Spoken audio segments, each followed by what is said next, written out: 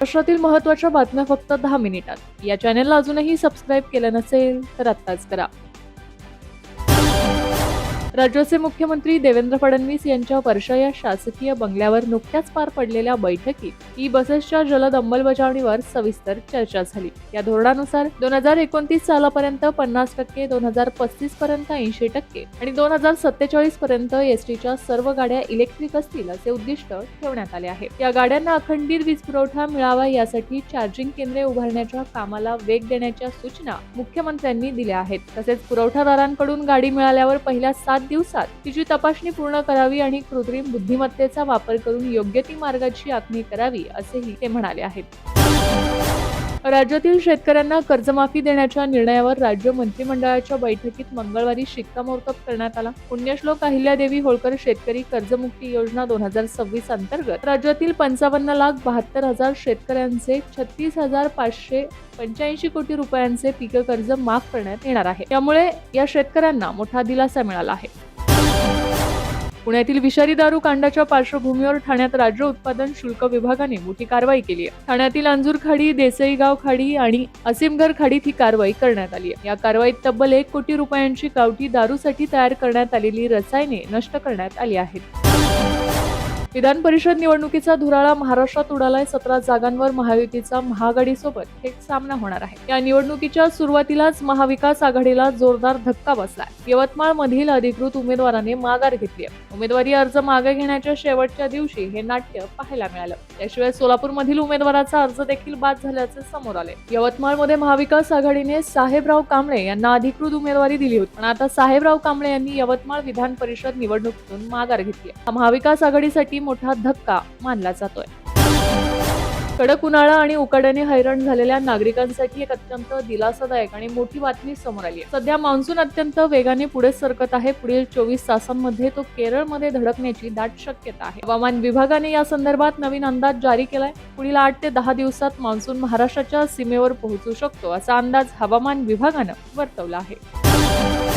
एकनाथ शिंदे यांच्या शिवसेनेचे अमरावतीमधील दिग्गज नेते गोपीकिशन बाजोरिया आणि त्यांचा मुलगा विप्लव बाजोरिया यांच्यावर अमरावतीत गुन्हा दाखल करण्यात आलाय. विधान परिषद निवडणुकीच्या प्रक्रियेदरम्यान सरकारी कामात अडथळा आणल्याचा ठपका त्यांच्यावर ठेवण्यात आलाय.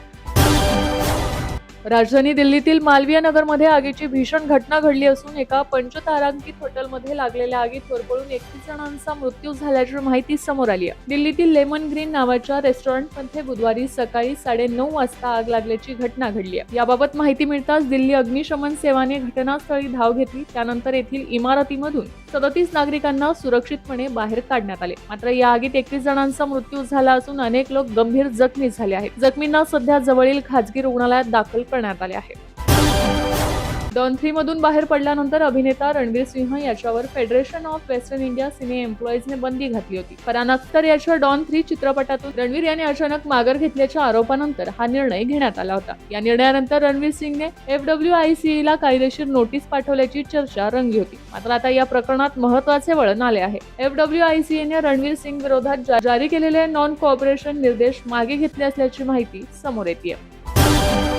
मुख्यमंत्री माझी लाडकी बहीण योजनेतील अपात्र ठरलेल्या 81 लाख लाडक्या बहिणींपैकी 62 लाख लाडक्या बहिणींची KYC झालेले नाही. अनेक लाडक्या बहिणीने सरकारच्या निकषांना घाबरूनच ती KYC केलेली नाही असे लक्षात आले आहे. त्यामुळे पात्र असलेल्या लाडक्या बहिणींची पुन्हा ही KYC पडताळणी केली जाईल असे स्पष्ट आश्वासन महिला व बाल विकास मंत्री अदिती तटकरे यांनी समाज माध्यमांद्वारे राज्यातील लाडक्या बहिणींना दिले आहे.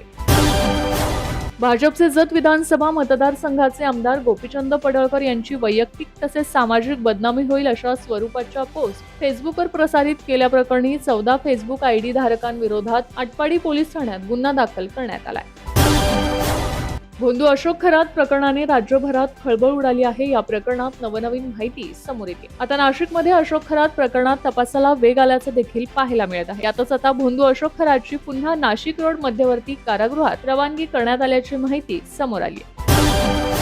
राज्यात आगामी विधानसभा निवडणुकीच्या निमित्ताने राजकीय वातावरण कमालीचे तापले असून जागा वाटप आणि उमेदवारीवरून महायुतीमध्ये अंतर्गत वाद सवाट्यावर आले आहेत. जागा वाटपाच्या वेळी शिवसेनेने अधिक जागांची मागणी केली होती, मात्र त्यांना केवळ 4 जागांवर समाधान मानावे लागल्याने पक्षाच्या नेत्यांमध्ये प्रचंड नाराजी पसरली. या पार्श्वभूमीवर उपमुख्यमंत्री एकनाथ शिंदे यांनी मुंबईत एक तातडीची बैठक बोलावली आहे. या हाय व्होल्टेज बैठकीकडे आता संपूर्ण राज्याचे लक्ष लागले आहे.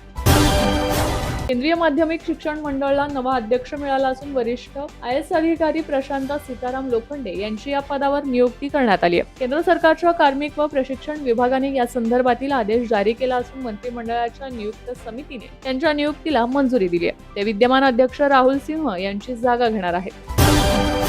महाराष्ट्राचे कुलदैवत असलेल्या जेजुरीच्या खंडोबा गडावर भाविकांच्या सुरक्षेसाठी व सुविधेसाठी पोलीस आणि स्थानिक प्रशासनाने कडक पावले उचलली आहेत. गडावर भंडारा, सक्ती, पार्किंग आणि गैरवर्तणुकीबाबत भाविकांना त्रास देणाऱ्यांवर थेट खंडणीचा गुन्हा दाखल करण्याचा इशारा देण्यात आलाय.